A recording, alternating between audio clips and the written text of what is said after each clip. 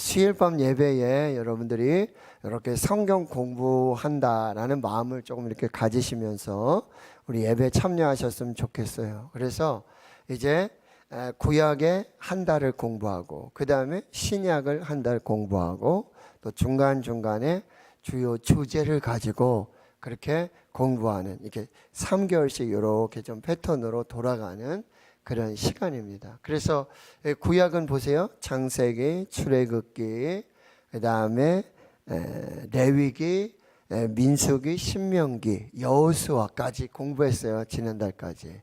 그리고는 이제 사사기를 이제 이번 달 6월 달에 한 달 이렇게 공부를 할 거예요. 신약도 마태복음, 마가복음, 누가복음, 요한복음, 사도행전, 로마서 이렇게 해서 차분하게 이렇게 지나가게 될 것입니다. 그래서 오늘은 이제 사사기의 말씀 2장 1절에서 15절까지의 말씀, 우상 숭배와 불순종의 악순환의 결과. 이제 여호수아 시대가 끝났죠. 그래서 사사기는 1장 1절에 여호수아가 죽은 후에 이렇게 이야기가 시작돼요. 그래서 사사기 시대는 이제 끝나고 여러분 사사기, 룻기, 사무엘상하 이렇게 연결되잖아요. 그런데 이제 사사 시대는 여호수아가 죽고 즉 여호수아 시대 이후에 그 다음에 사무엘 와서 사무엘이 왕을 세우잖아요. 그래서 사울왕, 다윗왕 이렇게 왕정 시대가 되기 전 그 시대, 그래서 약 330년의 그 시대를 사사시대라고 그러고, 이 사사시대의 핵심은 그때의 이스라엘에 왕이 없으므로 사람마다 자기 소견에 옳은 대로 행하였다. 그 시대가 바로 사사시대인 것이죠. 여호수아 시대가 끝나고 여호수아는 여러분 세겜에서 이스라엘과 함께 언약을 맺습니다. 우리 공부했던 내용인데요. 그래서 오직 나와 내 집은 여호와를 섬기겠다. 너희들 오늘 선택해라. 그랬더니 거기에 모였던 이스라엘 백성들이 좋습니다. 우리는 하나님을 섬기겠습니다. 하나님만 믿겠습니다. 우상숭배하지 않겠습니다. 순종하겠습니다. 이렇게 막 헌신하고 서약하고 언약을 맺는 역사들이 있게 되는데, 여러분 오늘 본문에도 나왔지만 여호수아가 살아있고 그리고 여호수아와 함께한 장로들이 생존한 그때에는 하나님을 잘 섬겼어요. 근데 여호수아가 죽고 여호수아와 함께한 장로님들도 돌아가시고 그 다음에는 하나님을 알지 못하고 하나님이 하신 일도 알지 못하는 다른 세대가 나타나게 되었다는 거예요. 불과 한 30-40년 만에 그들은 순종을 선택할 것인가 불순종을 선택할 것인가. 여기에서 여호수아가 죽고 나서 그들은 불순종을 선택하는 거예요. 그러니까 여러분 보세요. 순종할 것인가 불순종할 것인가, 그럼 둘 중에 하나 선택하면 되는가? 아니요. 반드시 뭐를 선택하라는 거죠? 순종을 선택해야 한다라고 하는 거예요. 지속적으로 한번 이례적으로 여호수아가 그렇게 언약을 맺고 그렇게 서약을 하라 그러니까 우리가 순종하겠습니다. 하나님 믿겠습니다 라고 하면서 단 이례적인 한 번의 순종이 아니고 지속적으로 여러분 계속해서 하나님께 순종해야 되는데 순종이 어렵다는 거예요. 이것은 곧 무엇을 의미합니까? 우리가 영적 전쟁을 한다는 거예요. 순종할 것인가 순종하지 않을 것인가, 여기에서 항상 이 영적인 전쟁의 상태가 나타나게 되고요. 그리고 이스라엘 백성들은 결국 무엇을 선택했습니까? 하나님의 명령에 온전히 순종하지 못합니다. 그래서 우상숭배와 불순종의 악순환에 빠져들게 되는 거예요. 사사시대는요 불순종하고요 우상숭배를 합니다. 그럼 하나님이 이스라엘을 다른 미디안이라든지 암몬이라든지 블레셋이라든지 그렇죠? 거기에 팔아 넘기세요. 그 손에 넘겨버려요. 그래가지고 수십 년간 막 고통을 받게, 고통의 고통을 당하게 한다는 거죠. 그러니까 이제 이스라엘이 정신을 차리고 이거 안 되겠다. 우리가 불순종했다, 우상숭배했다, 하나님이 용서해 주세요, 불쌍히 여겨 주세요. 그러니까 하나님이 구원자를 보세요. 그 사람이 누구냐면 사사예요. 사사. 기드온도 있고 사사 삼손도 있고, 그렇죠? 이런 사사를 보내셔서 또 하나님이 이스라엘을 구원해 내세요. 그리고는 그 사사들이 사는 날 동안 뭐 40년, 80년, 뭐 이렇게 몇 년, 수십 년 평강이 와요. 그러면 또 그들이 뭐예요? 또 범죄하네. 또 우상숭배하고, 언제 그랬는데 또 그렇게 죄를 범하는, 이렇게 우상숭배와 불순종의 악순환이 계속되는데, 나선형, 그래가지고 하향으로 올라가는 게 아니라 계속해서 침체되어지는 그런 악순환이 계속되고 있다라고 하는 거죠. 자, 오늘 첫 번째 메시지는 뭐죠? 우리에게는 이 불순종하려고 하는 그 마음의 죄악이 있다라고 하는 거예요. 이 불순종은 어디서부터 시작됐죠? 창세기 3장에 아담과 하와의 불순종이에요. 자, 봐라. 이 동산 안에 여기 이렇게 과일나무도 있고 좋은 모든 것이 있단다. 네가 다 임의로 먹고, 네가 다 쓰고 싶은 대로 쓰고, 네가 하고 싶은 대로 해도 다 된다. 내가 허락한다.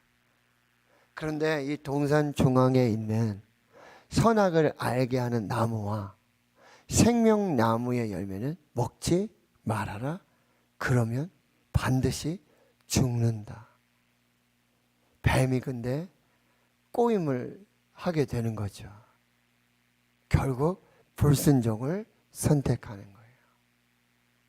그 생명나무와 그 선악을 알게 하는 나무는 하나님과 그리고 아담과 하와의 관계가 어떠한지, 하나님은 창조주 하나님, 주권자이시고 주인이신 하나님, 그리고 우리는 피조물이고 그의 순종과 그리고 그 말씀에 순종함을 배워야 하는 이런 관계에 있다는, 이거를 다 잊어버리게 만드는, 거기에서부터 우리는 불순종의 씨앗이 시작된다라고 하는 거죠. 이스라엘 백성들은 하나님과 맺은 언약이 있었어요. 아까 말씀드렸죠. 세겜의 언약. 오직 나와 내 집은 여호와 하나님만 섬기겠다. 너희가 오늘 섬길 자를 택하라 라고 했어요. 그랬더니 우리가 결단코 여호와를 버리고 다른 신들을 섬기지 않겠습니다. 그렇게 하나님과 언약을 맺었음에도 불구하고 그들은 우상 숭배를 선택하게 되었다라고 하는 거죠. 여기에 바로 우리의 마음에는 이 죄악을 따라가고자 하는 죄악의 습성들이 우리 마음에 있다라고 하는. 그래서 예레미야 17장 9절 이하에 보면 만물보다 거짓되고 심히 부패한 것이 마음이라고 그랬어요. 우리 마음이 그래요. 만물보다 거짓되고 부패한 것이 바로 마음이라고 말하고, 잠언 4장 23절에 보면 모든 지킬 만한 것 중에 더욱 내 마음을 지켜라. 생명의 근원이 이에서 남이니라 라고 말씀하고 있다라고 하는 거예요. 사랑하는 성도 여러분, 여러분들이 하나님의 말씀에 순종하게 하는 그런 경향들이 나타나요. 이걸 조심하셔요. 하나님께 불순종하고자 하는 마음들이 생겨나요. 조심해요. 하나님의 말씀에 대해서 불순종하고 싶은 마음들이 생겨날 때 조심해야 돼요. 시간이 지나면 지날수록 하나님에 대한 헌신과 하나님의 말씀에 대한 순종이 뭐예요? 어려워져요. 힘들어져요. 그래서 이걸 미끄러지지 않게, 즉 이 하나님에게서 멀어지지 않도록, 하나님의 말씀 속에서 멀어지지 않도록, 하나님의 말씀을 떠나서 표류하면서 그냥 시대에 따라서 그 분위기에 따라서 그렇게 살아가게 된다면 결국 불순종에 빠지게 된다라고 하는 것이죠. 그러면 여러분, 두 번째로 뭐죠? 불순종을 하게 되면 결국 우리의 삶에 패배를 가져오게 되고 우리를 낙심하게 만든다는 거예요. 오늘 본문을 보세요. 2장 1절에 보면 여호와의 사자가 길갈에서부터 보김으로 올라옵니다. 길갈은 여러분 요단을 건너자마자 요단에서 가져온 12돌을 기념비로 세웠던 곳이고 거기서 할례를 합니다. 그리고 거기서 유월절을 지킵니다. 그리고는 만나가 그쳐요. 바로 그것이 길갈이었다는 거예요. 근데 여호와의 사자, 이 하나님의 현현을 나타내는 사자가 이 길갈에서부터 보르김으로 올라와서 내가 너희를 애굽에서 올라오게 하여 내가 너희의 조상들에게 맹세한 땅으로 들어가게 했고 내가 너희와 함께한 언약을 영원히 어기지 아니하리라. 나는 그렇게 말했는데 2절에 보세요. 너희는 이 땅의 주민과 언약을 맺지 말며 그들의 제단들을 헐라하였지만 너희가 내 목소리를 듣지 아니하였으니 어찌 그리하였느냐. 너희들은 순종하지 않았다.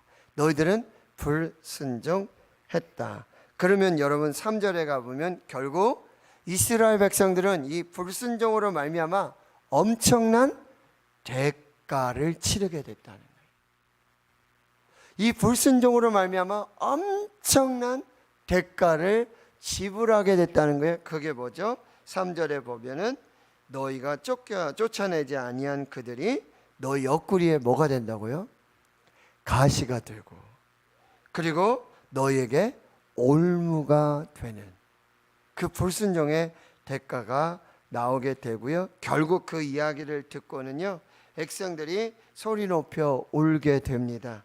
결국 보김이라고 우는 자들이라는 그런 실패와 낙심을 경험하게 된다라고 하는 거죠.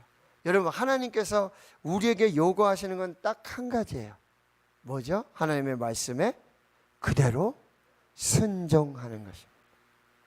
불순종을 선택하면 거기에 반드시 대가를 지불하도록 돼 있어요.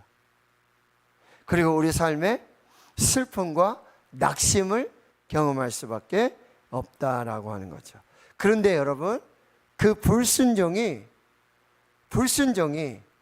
바로 자신에게 어떤 대가를 지불할 뿐만 아니라 슬픔을 낙심을 가져올 뿐만 아니라 여러분 6절에서부터 10절까지 보시면은 이 불순종이 그리고 이 순종이 자기에게만 영향을 미치는 게 아니라 그 다음 세대 자녀들에게도 그대로 영향을 미칠 수 있다라고 하는 거죠.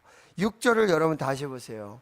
여호수아가 살아 있을 때 7절에 여호수아가 사는 날 동안에 또 여호수아 뒤에 생존한 장로들 여호와께서 이스라엘 위에 행하신 그 모든 큰 일을 본 자들이 사는 날 동안에는 여호와를 섬기게 된다는 거죠.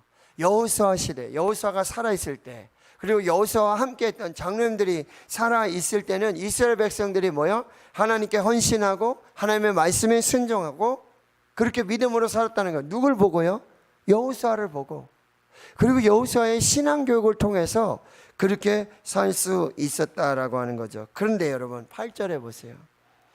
여호와의 종 눈의 아들 여호수아가 110세에 죽습니다. 그리고 에브라임 산지에 장사 지내게 되어지죠. 그런데 여러분 10절에 보시면은 그 세대의 사람도 다 그 조상들에게 돌아갔고 그 후에 일어난 다른 세대, 다음 세대가 아니라 다른 세대들은 여호와를 알지도 못하고 또 여호와께서 이스라엘 위에 행하신 일도 알지 못하였다라고 하네요. 여러분 이렇게 순종, 여호수아의 순종은 그 시대와 그 세대 속에 아주 중요한 영향을 미친다는 거예요.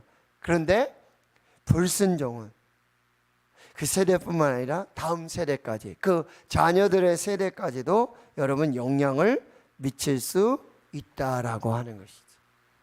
그러니까 우리의 순종 여부에 따라서 우리 다음 세대가 정말 하나님의 세대로 말씀의 세대로 예배의 세대로 기도의 세대로 세워질 수 있는가 아니면은 다른 세대가 되는가 이거는 바로 우리 세대의 순종에 달려있다는 거예요. 순종할 것인가 불순종할 것인가 여기에 달려있다는 거죠. 이런 순종은요 자기뿐만 아니라 자기가 속한 공동체에도 영향을 미친다는 거죠. 여호수아 7장에 보면 아간이 범죄합니다. 시내산에 아름다운 웨이트 한 벌을 훔치고 은 200세겔과 금덩이 500세겔을 숨겨요. 자기 장막에. 근데 여리고성에서 그렇게 전쟁에서 승리했던 그들이 작은 아이성 전투에서 패배하게 돼요. 여호수아가 죄를 뒤집어쓰고 하나님 앞에 회개하고 눈물을 흘리며 기도할 때 하나님께서 이스라엘의 범죄를 지목하세요. 제비를 뽑죠. 결국 유다 지파 아간이 뽑히게 됐다라고 하는 거죠. 여러분, 우리의 순종의 선택이 나에게뿐만 아니라 우리 가정과 우리 공동체와 우리 세대에 그리고 다음 세대에까지도 영향을 미치는 결과를 가져올 수 있다는 것을 여러분이 꼭 기억해야 된다는 거죠. 그럼 여러분 질문 하나 드려볼까요? 그럼 여호수아가 사는 날 동안에 여호수아는 도대체 어디에서 어떻게 무엇으로 그 순종을 전수시키고 그 순종함을 통해서 그 세대와 그 시대와 그 자녀들에게 복이 되도록 그렇게 살아냈는가라고 하는 거죠. 이거는 여호수아의 여러분 결단의 고백을 다시 한번 확인해 보셔야 돼요. 여호수아 24장 15절. 너희가 오늘 섬길 자를 택하라. 나와 내 집은 오직 여호와를 섬기겠다. 그래서 여호수아가 어디에서 신앙교육을 갖다 한 것입니까? 가정에서 한 것입니다. 자기뿐만 아니라 자기 가정에서 자기 자녀들에게 다음 세대에게 오직 여호와의 신앙을 가르치고 전수했다라고 하는 거예요. 신명기 6장에 그 말씀인 거죠. 이스라엘에 들으라. 우리 하나님 여호와는 오직 유일한 여호와이시니 너는 마음을 다하고 뜻을 다하고 힘을 다하여 내 하나님 여호와를 사랑하라. 그리고 오늘 내가 내게 명하는 이 말씀을 너는 마음에 새겨라. 너가 누구죠? 바로 여호수아예요. 부모예요. 그리고 내 자녀에게 부지런히 가르쳐야 돼요. 누가? 부모가 먼저 마음을 다하고 힘을 다하고 뜻을 다하여 하나님을 사랑하는 이 말씀을 마음에 새기고, 부모가 먼저 마음에 새기고 그 마음에 새긴 말씀을 누구에게? 자녀에게. 어디서요? 집에서. 집에 앉았을 때든지 길을 갈 때든지 누워있을 때든지 일어날 때든지 이 말씀을 강론하고 너는 또 그것을 내 손목에 메어 기호를 삼으며 내 미간에 붙여 표로 삼고 내 집 문설주와 바깥문에 기록할지니라. 먼저 부모 세대가 이 하나님의 말씀을 마음에 새기고 그것을 가정에서 자녀에게 부지런히 가르쳐야 돼요. 앉아 있을 때든지 일어날 때든지 길을 갈 때든지. 여러분, 이 순종은 세대를 초월한 제자도의 핵심이 되는 거예요. 가정에서 누가? 부모가 먼저 순종해야 돼요. 그래서 여러분 포스터 우리 교회도 붙어 있잖아요. D6 신명기 6장의 말씀. 올해 컨퍼런스의 주제가 뭐라고요? D6로 올인 하라. 올인 다. 마음을 다하고 뜻을 다하고 힘을 다하여. 이 다다라는 거예요. 마음을 그냥 완전히 올인해야 되는 거예요. 힘을 완전히 올인하고 뜻을 완전히 올인해서. 여러분 가정에서. 제가 3년 전부터 이 D6에 대해서 관심을 갖고 계속해서 컨퍼런스에 참여하면서 이것을 목회에, 교회에, 가정에 어떻게 접목할까, 이걸 굉장히 많이 기도하고 지금 연구하고 있는데요. 첫 번째는 168분의 1이었어요. 그죠? 일주일에 168시간. 교회 오는 시간 1시간. It's not enough. 충분하지 않습니다. 1시간 가지고는 충분하지 않아요. 그럼 나머지 167시간, 그거의 절반은 학교이고 그거의 절반은 가정이에요. 학교도 우리의 손, 우리의 여기에 영향력 미칠 수가 없어요. 학교 보내고 나면 거기 또 학원 보내는 시간이 있죠. 가정에서 누가? 부모가 가정에서 자녀를 제자 삼는, 부모의 가장 첫 번째 제자는 자기 자녀가 돼야 돼. 자기 아들이 되고 자기 딸이 되어야 되고, 이 자녀들의 가장 첫 번째 스승은 아버지가 되고 어머니가 되어야 한다라고 하는 거예요. 그래서 가정과 교회를 뭐요? 리셋하라. 가정에서의 역할이 있고, 부모의 역할이 있고, 교회에서 교사의 역할이 있고, 교역자의 역할이 있고, 교회의 역할이 있다는 거예요. 그동안은 여러분 교회에서 무조건 다 교회 보내주세요, 교회에서 다 할게요. 그러면 부모님들이 한 게 뭐죠? 주일날 차 태워서 아이들 교회 데려다 놨어요. 그리고는 다 맡기고는 아무것도 안 했어요. 그런데 여러분, 이게 명확하게 구분되어야 된다는 거예요. 교회에서 할 일이 있어요, 가정에서 할 일이 있어요, 부모가 할 일이 있어요, 교사가 할 일이 있어요. 10대 청소년들, 청년들, 어린이들 가장 영향을 많이 미치는 사람 누군지 아세요? 가정에서요. 아빠예요, 엄마예요? 엄마. 그런데 이게 막 뒤섞이고 뒤죽박죽이 되어가지고 이게 도대체 어떻게 되어 돌아가는지를 알지 못한다라고 하는 거죠.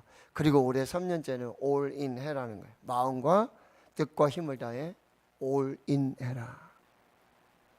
여러분, 진짜 우리가 all in 해야 될 곳이 어딘지, 누구를 향해서 all in 해야 되는지, 무엇을 위해서 all in 해야 되는지, 이것을 우리가 잘 살펴봐야 된다는 거예요. 하나님은요, 자녀 세대, 자녀를 제자 삼고 믿음을 전수하기 위해서 뭐요? 가정을 세우셨다는 거예요. 그러니까 여호수아처럼 우리는 나와 내 집은 여호와를 섬기겠습니다. 나뿐만 아니라 내 집 안에 있는 내 자녀들 내가 제자로 삼고 내가 정말 하나님의 자녀로 책임지고 그렇게 훈련시키겠다. 다음 세대가, 자녀들이 그렇게 하나님을 알고 예수님을 알고 그 말씀에 명령에 순종하여 따를 수 있도록 지속적인 영향력을 주는 그런 부모 세대가 되어야 한다라고 하는 거죠. 여러분, 결국 한 사람의 순종, 여호수아의 순종, 그리고 여호수아의 가정의 순종, 그 자녀들의 순종이 그 세대, 그 시대의 사람들 속에 깊은 영향력을 미쳤다라고 하는 거죠. 결국 마태복음 5장 13절 16절 보면 너는 세상의 소금이고 너는 세상의 빛이다. 너의 착한 행실을 보고 하나님 앞에 영광을 돌리게 하라. 이렇게 말씀하고 있다는 거예요. 자, 마지막, 하나님은 우리를 순종하도록 준비시켜 나가신다라고 하는 거죠. 저는 이 사사시대에 여러분 불순종을 행하고 그 불순종으로 말미암아 다음 세대가 사라지는, 다른 세대가 되는 그런 역사 속에서 그럼 하나님 포기하시고 아무것도 안 하시고 그냥 포기하시는가? 그렇지 않다는 거죠. 하나님, 우리가 순종할 수 있도록 오늘 준비시켜 주시는데 뭐죠? 그럼 2장 16절의 말씀을 한번 보겠습니다. 2장 16절. 여호와께서 누구를 세우셨어요? 사사들을 세우셔서 노략자의 손에서 그들을 구원하게 하셨다라고 하는 거죠. 18절을 또 봅니다. 여호와께서 그들을 위하여 사사들을 세우실 때에는 그 사사와 함께 하셨고 그 사사가 사는 날 동안에는 여호와께서 그들을 대적의 손에서 구원하셨으니 이는 그들이 대적에게 압박과 괴롭게 함을 받아 슬피 부르짖음으로 여호와께서 뜻을 돌이키셨다. 그런데 여러분, 또 19절에 보면 사사가 죽고 나면 그들이 또 돌이켜서 우상을 섬기고 불순종하면서 그 심판의 자리로 나가는 모습을 볼 수가 있다라고 합니다. 하나님이 사사를 세우셔서 다시 하나님의 말씀에 순종하고 하나님께로 돌이켜서 살고 은혜를 받고 축복의 사람으로 살게 역사해 주신다라고 하는 거죠. 그러면 우리는 이 순종의 삶, 순종의 삶을 살기 위해서 여러분 우리가 모범으로 경건으로 따라야 될 그분이 누구냐? 바로 예수 그리스도라고 하는 믿음의 주요 또 온전하게 하시는 이인 예수를 바라보자.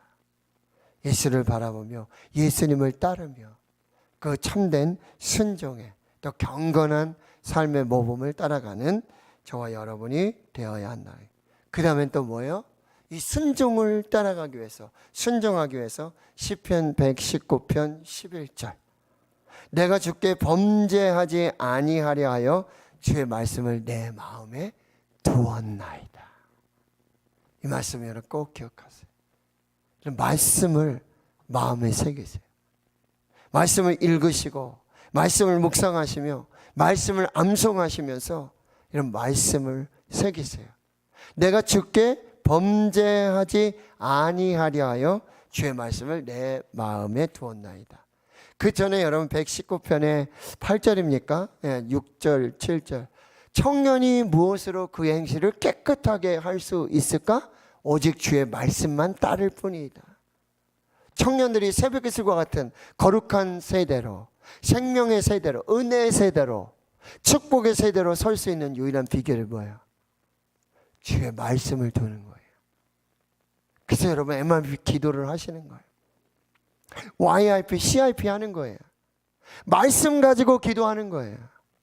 말씀을 새기고 기도하는 거예요. 말씀 붙들고 기도하는 거예요.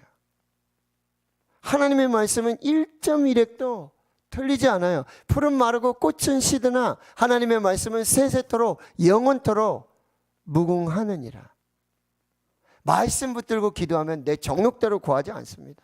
느낌대로 구하지 않아요. 분위기대로 구하지 않아요. 상황에 따라 구하지 않습니다. 말씀 가지고 기도하는 거예요.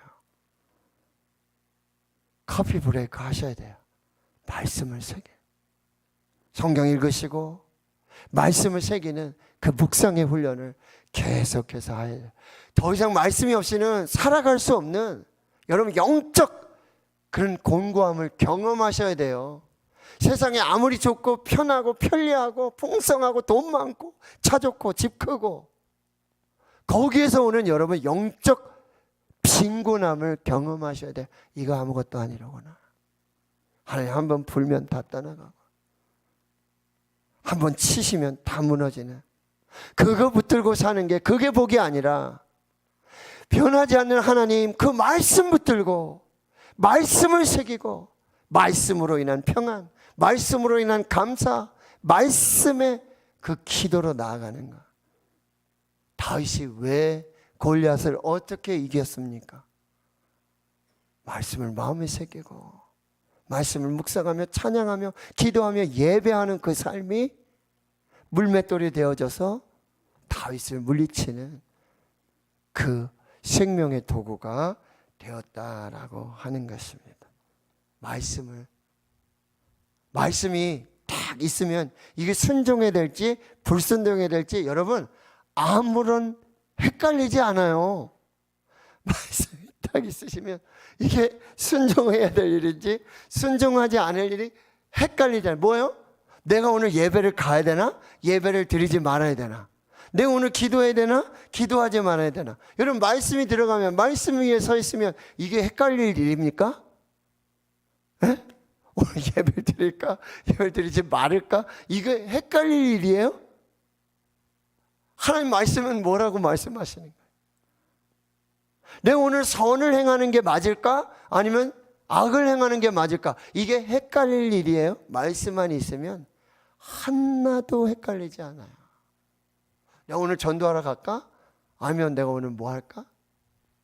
이런 말씀을 새기면 말씀이 있으면 하나도 헷갈릴 일이 아니에요. 하나님 뭐라고 말씀하시는가? 그리고 마지막은요. 성령을 따라 행하라. 갈라디아서 5장 16절. 너희는 성령을 따라 행하라. 그리하면 육체의 욕심을 이루지 아니하리라. 성령 충만한데요. 성령의 인도하심을 받는데요. 제 아무리 막 육체의 정욕이 막 안목의 정욕이 이생의 자랑이 막 뒤꿈치를 발꿈치를 잡는다 할지라도 나는 성령님 따라가는데, 성령의 인도하심을 받는데, 성령 충만한데 아무 문제가 될 것이 없다라고 한다는 거. 자, 오늘 사사시대 왜 이렇게 참 복임의 시대, 눈물의 시대, 왜 불순종과 왜 우상숭배와 왜 그런 이방 족속들의 그렇게 악함을 경험할 수밖에 없었는가? 다시 여러분 하나님께로 돌아가고 다시 순종을 선택하고, 그리고 불순종에는 분명한 대가가 따른다는 거, 그리고 자기뿐만 아니라 자기 가정, 자기 세대, 다음 세대까지도 영향을 줄 수 있다는 거. 그리고 가정을 살려 다시 가정에서 아버지, 어머니, 부모의 역할, 말씀으로 내 자녀를 제자로 삼아서 부지런히 올인할 때에, 그럴 때 여러분 그 가정이 살면 교회가 살 줄 믿습니다. 그래서 여러분의 가정이 살고 자녀가 살고 여러분이 살아서 말씀을 마음에 새기고, 그리고 성령을 따라 행하며 성령의 인도하심을 구하며 믿음으로 나아갈 때마다 우리 하나님 역사하시고 큰 은혜 주실 줄을 믿습니다. 하나님 감사합니다. 오늘 우상 숭배와 불순종의 그 악순환의 결과들을 살펴보았습니다.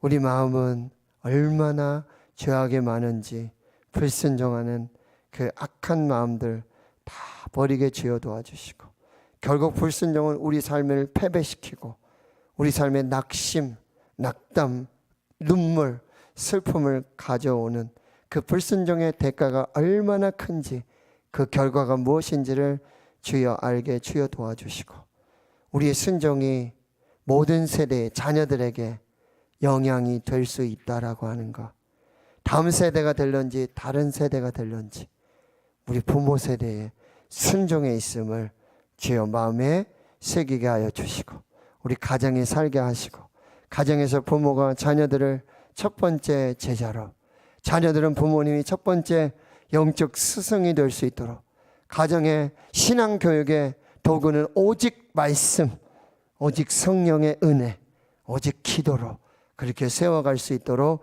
주여 축복해 주시옵시고, 가정과 교회가 다시 리셋되고 마음과 뜻과 힘을 다해 가정과 교회를 살리는 이 다음 세대 사역에 우리가 올인할 수 있도록 성령님 역사해 주시옵소서. 믿고 감사드리오며 예수님의 이름으로 기도하옵나이다. 아멘. 찬송가 207